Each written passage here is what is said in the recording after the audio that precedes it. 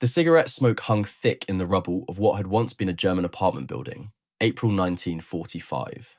An American infantryman stood in the doorway of a ransacked bedroom, staring at a leather holster lying on the floor. Inside was a pistol he had never seen before, small, elegant, the grip panels stamped with two interlocking letters that made his heart beat faster. SS.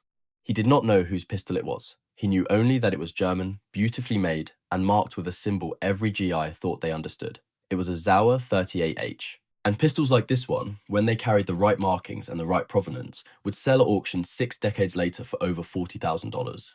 That infantryman had just stumbled onto one of the most coveted trophies of the European War.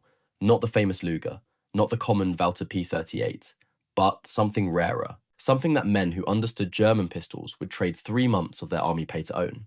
This is the story of the forgotten German pistol that American soldiers learned to recognize, and why finding one in an SS officer's holster was worth more than its weight in gold. The company that built this pistol was no ordinary manufacturer.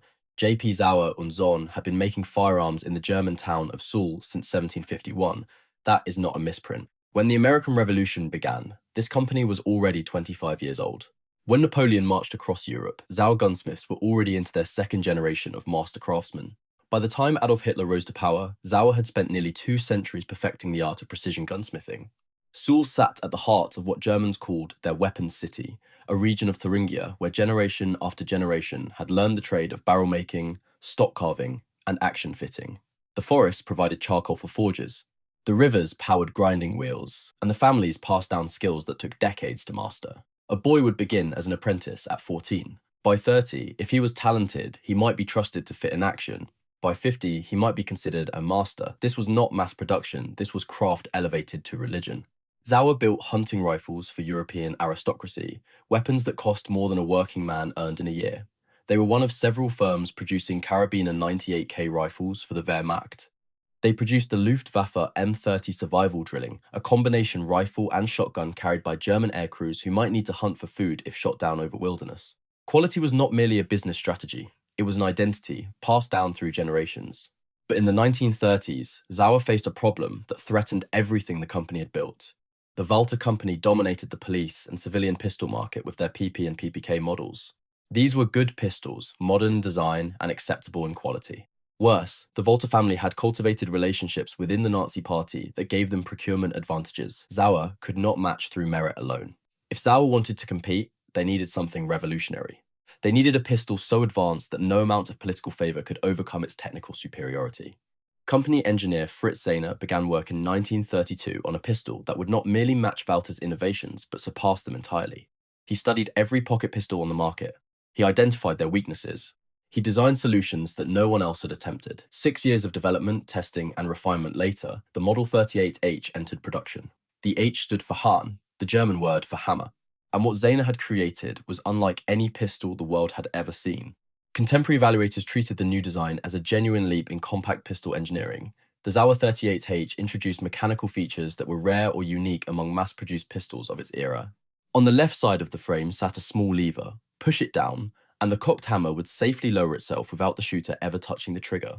Push it up, and the internal hammer would cock itself, ready to fire. While other pistols offered decocker functions, the Sauer's dual-purpose cocking and decocking lever was genuinely unusual. The significance was enormous. A policeman could carry the weapon loaded, hammer down, completely safe. Then with one thumb movement, cock it and fire instantly. No fumbling, no risk of accidental discharge during the cocking process. The pistol also featured a loaded chamber indicator, a small pin that protruded from the rear of the slide whenever a round sat in the chamber.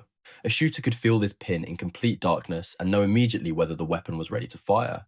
Combined with a hollow space in the trigger that revealed whether the hammer was cocked, the Sauer 38H allowed its user to determine the weapon's exact status without ever looking at it.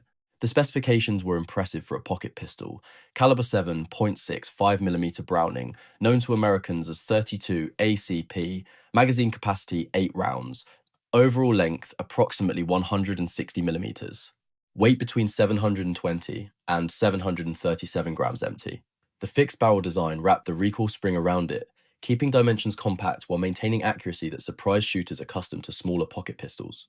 American firearms expert Walter H.B. Smith examined captured examples after the war and called the Sauer 38H one of the most advanced forms of pocket automatic pistols. He was not exaggerating. The control philosophy Zayner pioneered, safe carry with instant readiness, would echo through later service pistols for decades, from the SIG P series to modern duty handguns. Production began in 1938 and continued until April 1945, when American troops captured the Sauer factory. Approximately 250,000 pistols left the Sauer workshops during those 7 years. But quality varied dramatically depending on when each pistol was made. Collectors can date a Sauer 38H to within months simply by examining its finish, its markings, and its components.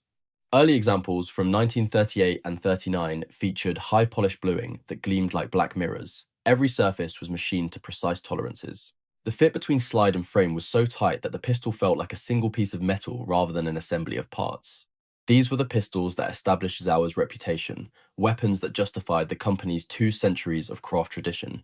As the war progressed and resources grew scarce, quality declined in stages that collectors have documented thoroughly. By 1942, the high polish gave way to a standard military finish, still presentable but no longer exceptional.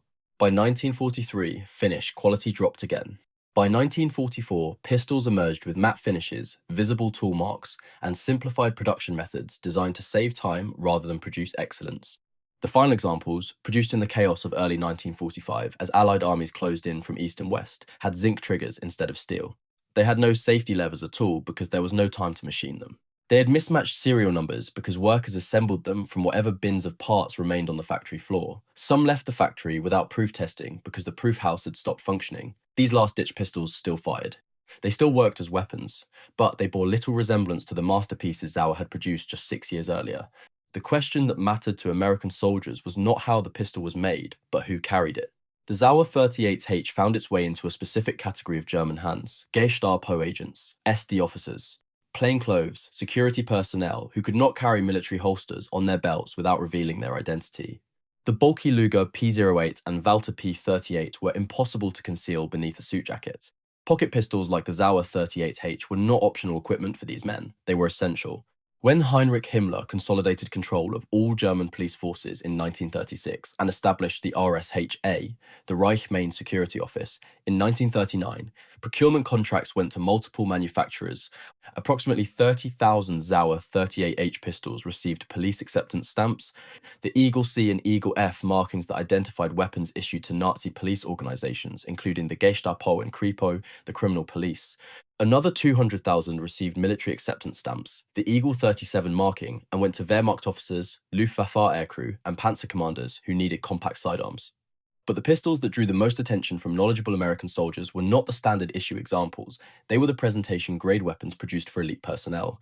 High-ranking officers received Sauer 38H pistols featuring custom engraving, ivory grips, and gold inlay. Factory engraved and presentation examples existed as symbols of status within organizations that valued hierarchy. Today, these are the pistols that detonate auction prices because they are rare and often paired with documentation that standard examples lack. One documented example illustrates the extreme end of this market. SS-Obergruppenführer Sepp Dietrich, Hitler's former bodyguard and the commander later convicted of bearing responsibility for the massacre of 84 American prisoners at Malmedy, carried a Sauer 38H, serial number 363573. He surrendered to American forces in Austria in May 1945. At some point, his pistol passed into American hands. When it sold at auction in 2004, attributed to Dietrich by the auction house, it realized $43,125. The American soldier, who recognized the value of what he held, was not unique. Throughout the European theater, a parallel economy had emerged, one where German military equipment commanded prices that seem almost impossible to believe. This was not ordinary commerce. This was a complete replacement of the monetary system itself. A private in the United States Army earned $50 per month in 1944. A corporal earned $66. A sergeant earned $78. 3 months' pay for a private equaled $150. The claim that SS officers' pistols were worth 3 months' pay reflects not a specific documented transaction, but the extraordinary black market conditions of occupied Germany, where normal concepts of value had ceased to apply. The German economy had collapsed completely. The Reichsmark was worthless. Shop shelves stood empty. Factories had been bombed into rubble or stripped of machinery. The population faced starvation. Into this vacuum rushed American cigarettes. Soldiers bought packs at their post exchange for 5 cents each. On the streets of Berlin and Munich, contemporary reports recorded peak prices of $30 to $90 per pack, a markup that seems almost unbelievable until you understand that cigarettes had become the only currency that actually meant something. Cigarettes became the actual currency of occupied Germany. A carton of cigarettes could buy a night with a woman, 2 cartons could buy a camera, 10 cartons could buy a motorcycle. Wristwatches fetched $1,000. Leica cameras traded for 5,000 cigarettes, the equivalent of roughly $600 in post-exchange prices. American soldiers with access to the PX became wealthy by European standards simply by buying goods at cost and selling them at market rates. Within this chaos, a quality German pistol with police or military markings could plausibly command $150 or more, whether paid in cash, cigarettes, or trade goods. The price depended on markings, condition, and most importantly, the buyer's knowledge. Soldiers who understood German acceptance stamps learned to recognize what made one pistol more valuable than another. Those who did not understand paid whatever the seller demanded. The Eagle 37 stamp indicated army military acceptance. This was desirable. The Eagle C or Eagle F stamp indicated police issue, suggesting a Gestapo or SD connection. This was more desirable. Early contract production generally represented higher manufacturing quality than late war examples, and SS holsters with unit markings multiplied desirability beyond any individual pistol's worth. The Sauer 38H occupied a unique position in this market. The Luger remained the holy grail, so prized that Germans allegedly booby-trapped abandoned examples, knowing American soldiers would grab them without thinking. The Walther P38 was common and respected, but lacked mystique. The Sauer 38H was what collectors called the forgotten gun, a weapon that only knowledgeable soldiers recognized as mechanically superior to its more famous competitors. Trophy hunting was not incidental to the American war effort. It was endemic. The expression "the English fight for honor, the French for glory, but the Americans fight for souvenirs" originated in World War I and applied with equal force a generation later. When the 28th Infantry Division's 5,000 men left Europe, they carried 20,000 war trophies with them, 4 souvenirs per soldier.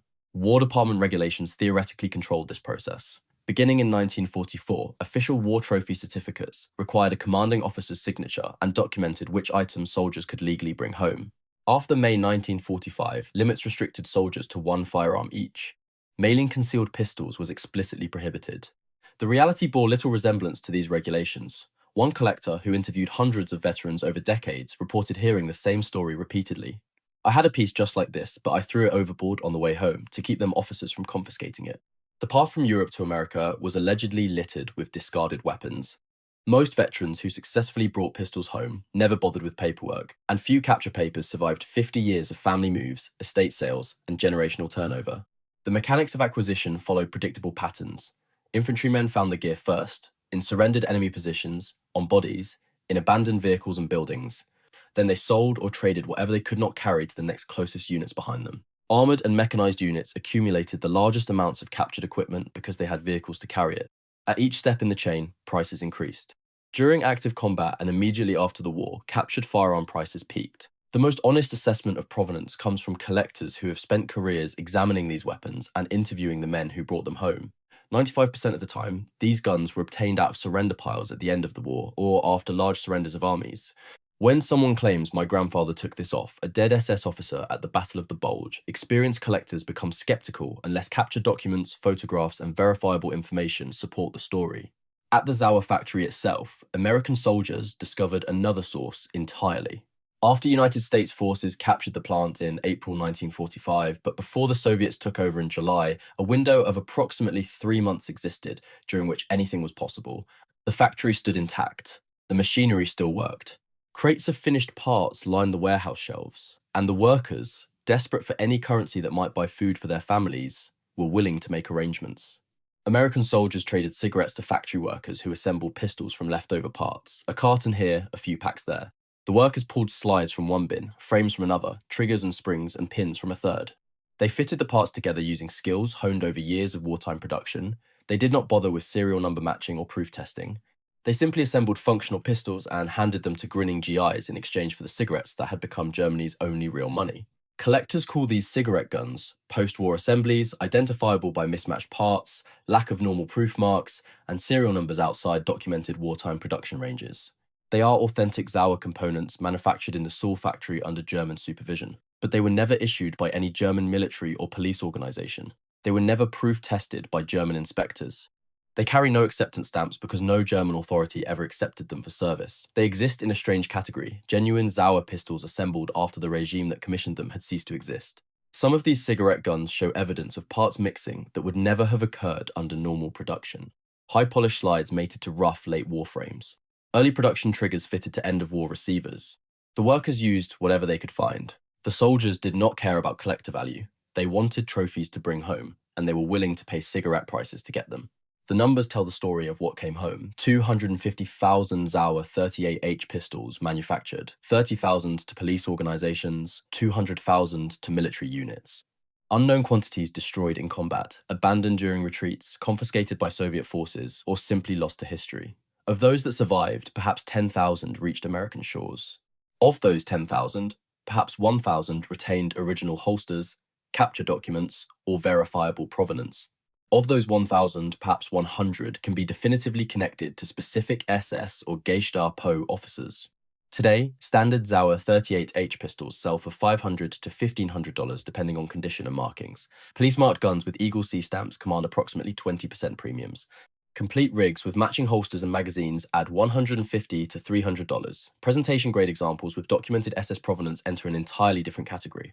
When Sepp Dietrich's personal pistol, serial number 363573, sold at auction in 2004, it realized $43,125. The buyer was not paying for a functional firearm. He was paying for a fragment of history, a direct physical connection to one of the most notorious figures of the SS. But here lies the problem that haunts modern collecting. The value attached to SS provenance has created a thriving market in forgeries. The collector's consensus is brutal, fake until proven otherwise. Modern reproduction Waffenamt stamps, the military acceptance markings that authenticate German weapons, are easily purchased online. Chinese-made fakes sell on auction sites for a few dollars each. Anyone with basic metalworking skills and criminal intent can add authentic-looking markings to an unmarked pistol and triple its value overnight. The general rule from experienced collectors states simply that if you see a SS rifle or pistol, presume it fake, because it probably is. The economics of forgery make this inevitable. A standard Sauer 38H without special markings sells for perhaps $800. Add an Eagle C police stamp and the price rises to $1,200. Add SS runes, whether authentic or forged, and suddenly buyers will pay $3,000 or $4,000. The profit margin for successful forgery is enormous. The risk of detection for skilled forgers working with period-correct tools is surprisingly low. Unlike police or military acceptance stamps that follow documented patterns and can be cross-referenced against known serial number ranges, SS markings lack consistent standardization. The SS was not a single organization, but a sprawling empire of competing agencies, each with different procurement processes and different marking conventions. No central database exists of which pistols went to which units. No surviving document lists the serial numbers of SS issued Sauer 38H pistols. Authentication becomes a matter of probability and expertise rather than definitive proof. Making matters worse, the SS monogram appearing on Sauer grips and magazines does not stand for Schutzstaffel, it stands for Sauer und Sohn, the company name. The letters are intertwined in a distinctive logo that Sauer had used since the 19th century, long before the Nazi Party existed. This causes endless confusion among novice collectors who believe they have discovered SS-marked weapons when they have merely found standard factory markings. Unscrupulous sellers exploit this confusion, implying SS connections where none exist. If you are finding this history useful, subscribing takes a moment and helps the channel continue this work. Now, back to authentication. Authentic examples require matching serial numbers on frame and slide. They require correct proof marks for the serial number range, Crown N before 1940 and Eagle N after. They require appropriate finish quality, high polish for early production, and rough matte for late war. They require period-correct features that changed as the war progressed. And they require documentation, the capture papers, and photographs and family histories that connect a specific pistol to a specific soldier's experience. Jim Cate's 2-volume reference work, J.P. Sauer and Sohn, remains the definitive authentication resource. His letters of authentication accompany premium auction pieces. Without such documentation, even genuine examples struggle to command prices reflecting their true historical significance. The human stories attached to these pistols have largely disappeared. Veterans who brought them home are now in their late 90s or gone entirely. Their children inherited pistols without understanding their significance. Their grandchildren find strange German handguns in attic boxes and wonder what grandfather did during the war. Capture papers were discarded during house clearings because no one understood their value. Photographs faded in albums and were thrown away to make room. Letters describing how the pistol was obtained crumbled in desk drawers. Each year, more context vanishes forever. Each year, more pistols become orphans, separated from the stories that gave them meaning. Fragments survive. A Sauer 38H captured by Sergeant D'Annunzio shows evidence of being refinished, possibly for actual combat use rather than display. The original bluing was stripped and replaced with a practical matte finish. Collectors speculate he found the 38H easier to carry than the standard issue M1911, which weighed nearly twice as much and had it refinished for the remainder of his service in Europe. Whether this is true or merely a collector's fantasy, the pistol itself provides the only evidence. Family members recall inherited pistols with swastikas stamped on them but know nothing else about their capture circumstances. My grandfather brought it back from the war becomes the entirety of provenance. When did he get it? From whom? Under what circumstances? Where was he serving? What unit? These questions have no answers because the men who could have answered them are gone. One documented example, purchased from a veteran's widow, came with original European theatre capture paperwork, matching the serial number, the original white cotton carrying sack, 2 magazines, and the holster. This is exceptionally rare. Most veterans discarded such materials decades ago. The widow remembered meeting her husband at the train station when he returned from Europe in 1945.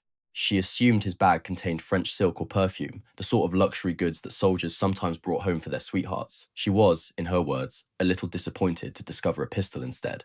But she kept it, along with the papers, for 60 years, and when she finally sold it after his death, those papers added thousands of dollars to the price.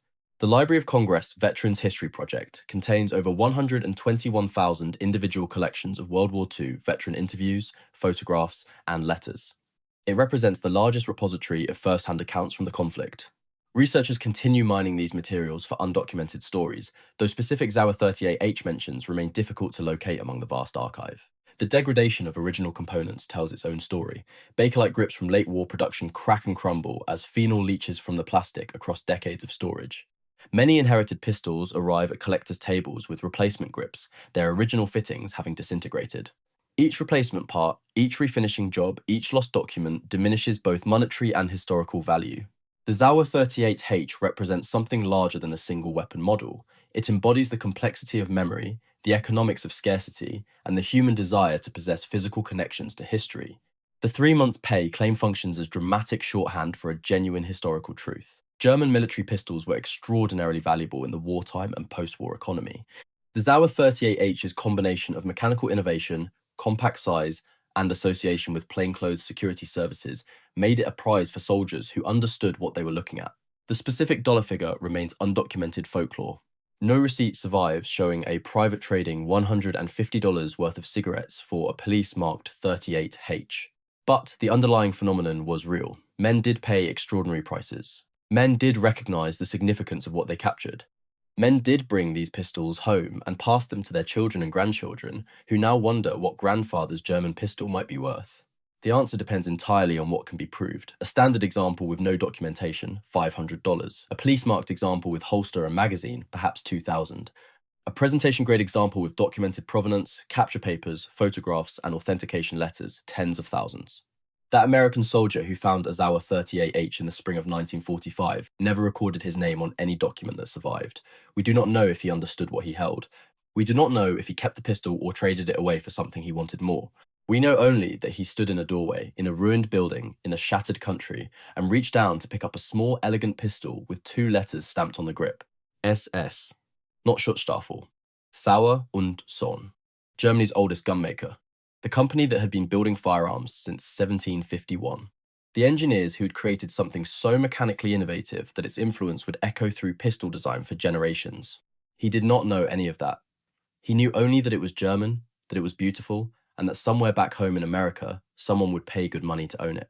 3 months' pay, they said. Maybe more. He slipped it into his pack and walked back out into the spring sunlight.